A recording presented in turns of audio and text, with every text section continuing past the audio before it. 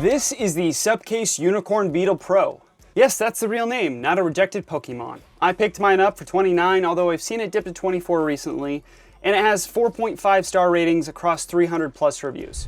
It's clearly one of the more trusted heavy-duty cases on Amazon. And right away, I'll say this. If the Moomba and the Spygen had a baby, and that baby drank protein shakes, this would be it. Let's talk installation, and I'm giving it a 10 out of 10.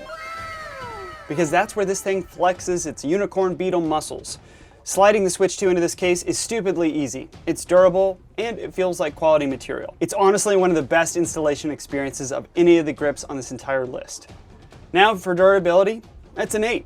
This thing is built like it expects you to drop your Switch off a second-story balcony, especially after rage quitting Elden Ring. So if you drop this on its back, sides, or corners, you're good, but if you drop it face down, well, you might be in trouble. Dockability is a 9. This thing is dockable, which already puts it ahead of half the grips I've tested. And shockingly, it docks really easily. You can remove the Joy-Cons with this case on, but the hinge system just makes it weird. It's just like the Moomba, you have to apply backward pressure to release each Joy-Con, which kind of pushes against the Joy-Con itself, which gives me anxiety, and I honestly just don't love it. As far as heat goes, after 15 minutes handheld, I got 101.8 on the battery and 96.4 Fahrenheit on the opposite side.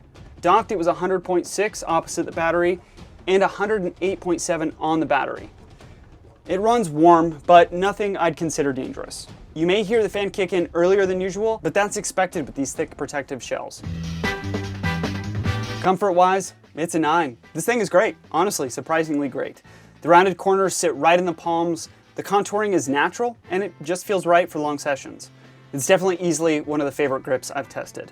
For weight, it's an 8. It's got a little bit of weight, but nothing concerning. It feels sturdy and premium, but doesn't feel like you're holding a dumbbell.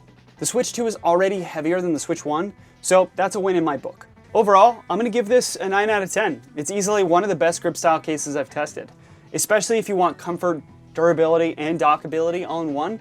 It's basically a better designed Moomba with softer ergonomics and a more premium feel.